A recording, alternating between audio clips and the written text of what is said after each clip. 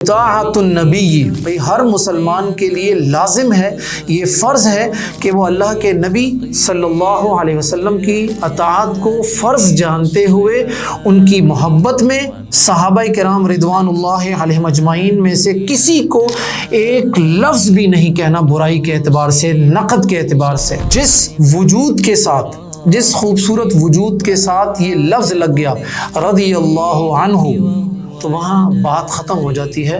وہاں اللہ کے نبی کا فرمان ہے لا تسبوا، اس کو تم برا نہ کہو۔ بھائی میں یہ بتانا چاہتا ہوں کہ جب کسی صحابی پر نقد کیا جاتا ہے، تنقید کی جاتی ہے، طعن کیا جاتا ہے، تو گویا کہ رسول اللہ صلی اللہ علیہ وسلم پر طعن اور نقد کیا جاتا ہے۔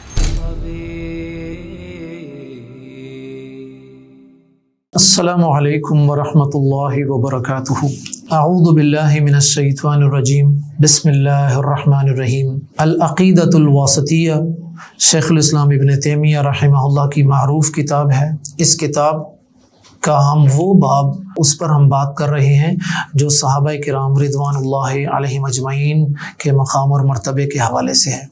آج ہم اس حوالے سے شیخ الاسلام ابن تیمیہ رحمہ اللہ نے جو دوسرا اصول بتایا ہے، اس دوسرے اصول پر بات کریں گے، اور فرماتے ہیں وطاعت النبی صلی اللہ علیہ وسلم فی قولہ لا تسبوا اصحابی فوالذی نفسی بیدہ لو ان احدکم انفق مثل احد ذہبا ما بلغ مد احدہم ولا نصیفا۔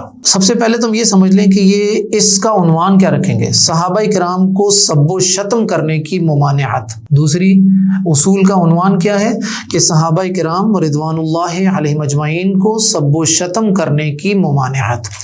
اور اس میں شیخ الاسلام ابن تیمیہ رحمہ اللہ صحیح بخاری اور صحیح مسلم کی ایک حدیث جو ہے وہ لے کر آئے ہیں۔ اسی حدیث کو انہوں نے ایک اصول اور ضابطے کے طور پر بیان کیا ہے۔ اس اصول اور ضابطے سے پہلے انہوں نے ایک منہجی نکتہ بیان کیا ہے، وطاعت النبی صلی اللہ علیہ وسلم۔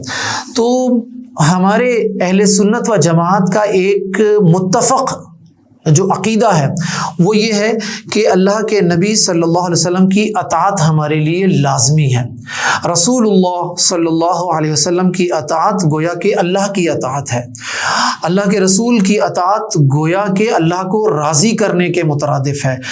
اللہ کے رسول کی اطاعت گویا کہ اللہ کا محبوب بننے کے مترادف ہے۔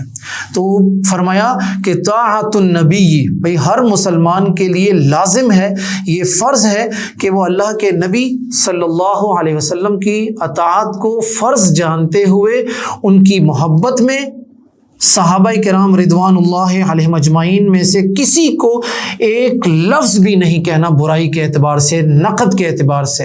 جو حدیث بیان کی ہے وہ لا تسبوا اصحابی، میری کوشش ہوگی کہ میں کوئی علمی اور فنی پہلو اختیار نہ کروں، نہ بیان کروں، میں آسان فہم انداز میں اس بات کو آپ کے سامنے رکھنا چاہوں گا۔ سب سے پہلے تو یہ سمجھ لیجیے کہ یہ حدیث ایک واضح اور صریح، کلیئر ایک نص ہے، حکم ہے، ایک آرڈر ہے۔ بھائی میرے صحابہ کو برا نہ کہو۔ اللہ کے نبی صلی اللہ علیہ وسلم کا یہ جو فرمان ہے نا کہ لا تسبوا اصحابی، میرے صحابہ کو، تو سب سے پہلے تو یہ سمجھ لیجئے کہ اصحابی، صحابہ جنہوں نے حالت ایمان میں اللہ کے رسول صلی اللہ علیہ وسلم سے ملاقات کی ہو اور ایمان کی حالت میں ہی وفات پائی ہو، صحابہ۔ تو کہا کہ میرے صحابہ۔ غور کیجئے گا، اس حدیث میں اللہ کے نبی صلی اللہ علیہ وسلم نے کوئی فرق نہیں کیا کسی ایک صحابی اور دوسرے صحابی کے مابین۔ فرما دیا کہ جس نے حیات طیبہ کے سب سے پہلے لمحہ میں اسلام قبول کیا، سیدنا ابو بکر صدیق رضی اللہ عنہ، یہاں سے سلسلہ شروع ہوا ہے، اور حیات طیبہ کے آخری لمحات میں جس نے اسلام قبول کیا وہ سارے کے سارے اللہ کے نبی صلی اللہ علیہ وسلم کے دوست ہیں۔ اللہ تعالیٰ کی توفیق کے بغیر یہ ممکن ہی نہیں ہے، نہ تھا۔ اسی لیے ہم کہتے ہیں کہ عبداللہ بن مسعود کا ایک اثر بھی ہے کہ صحابہ کرام اللہ کا انتخاب ہیں، جس کا مفہوم اس اثر کا یہ ہے تو بھائی اللہ کے نبی صلی اللہ علیہ وسلم کے صحابہ، جس میں اللہ کے نبی نے کوئی فرق نہیں کیا، تمام مراتب، درجات، فضیلت وہ بات کی باتیں ہیں، وہ اپنی جگہ پر، لیکن جس وجود کے ساتھ، جس خوبصورت وجود کے ساتھ یہ لفظ لگ گیا رضی اللہ عنہ، تو وہاں بات ختم ہو جاتی ہے۔ وہاں اللہ کے نبی کا فرمان ہے لا تسبوا، اس کو تم برا نہ کہو بھائی۔ کیوں کہ اگر تم اس کو برا کہو گے، یہ بھی کہا جا سکتا تھا نا کہ لا تسبوا الصحابہ، یہ کہا لا تسبوا اصحابی، کہ بھائی میرے صحابہ کو برا نہ کہو، گویا کہ تم اگر میرے صحابہ کو برا کہو گے تو گویا مجھے تکلیف پہنچاؤ گے، گویا کہ مجھے برا کہو گے۔ یہ سمجھ لیجئے گا اس بات کو کہ جب صحابہ میں سے کسی ایک صحابی پر نقد کیا جاتا ہے، اس کو برا کہا جاتا ہے، نعوذ باللہ، استغفر اللہ من ذالک، نقل کفر نباشت کے مصداق میں یہ آپ کو کہنا چاہتا ہوں۔ میری زبان میرا ساتھ نہیں دیتی، لیکن میں یہ بتانا چاہتا ہوں کہ جب کسی صحابی پر نقد کیا جاتا ہے، تنقید کی جاتی ہے، طعن کیا جاتا ہے، تو گویا کہ رسول اللہ صلی اللہ علیہ وسلم پر طعن اور نقد کیا جاتا ہے۔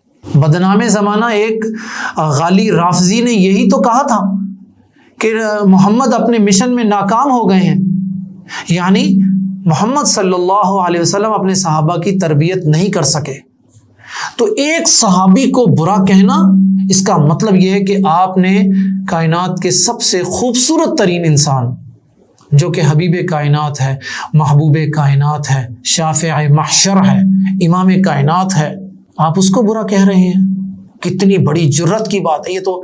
صرف آمدن، میں تو اس میں سہون کی بات بھی نہیں سوچ سکتا، کجا کہ ہمارے معاشرے میں کچھ لوگ آمدن یہ حرکتیں کرتے ہیں۔ اس سے بڑھ کر جو لوگ صحابہ پر طعن زنی کرتے ہیں، وہ اللہ پر بھی طعن زنی کرتے ہیں، نعوذ باللہ، اس لیے کہ صحابہ اللہ کا انتخاب تھے۔ معلوم یہ ہوا کہ اس کا مطلب ہے کہ اللہ تعالیٰ نے بھی اچھے بندے نبی کریم صلی اللہ علیہ وسلم کی صحبت کے لیے منتخب نہیں کیے۔ آپ سمجھے اب کہ کسی صحابی پر طعن زنی کرنا، اس پر نقد کرنے کا مطلب کہاں تک پہنچتا ہے۔ لہٰذا اللہ کے نبی نے فرمایا کہ لا تسبوا اصحابی، کہ لوگوں میرے صحابہ کو برا نہ کہو۔ کسی شخص کے لیے یہ جائز نہیں اور نہ یہ اجازت ہے کہ وہ صحابہ کو برا کہے، ان پر نقد کرے اور ان پر طعن زنی کرے۔ میں اسی پر اکتفا کروں گا، انشاءاللہ العزیز اگلی نشست میں ملاقات ہوگی۔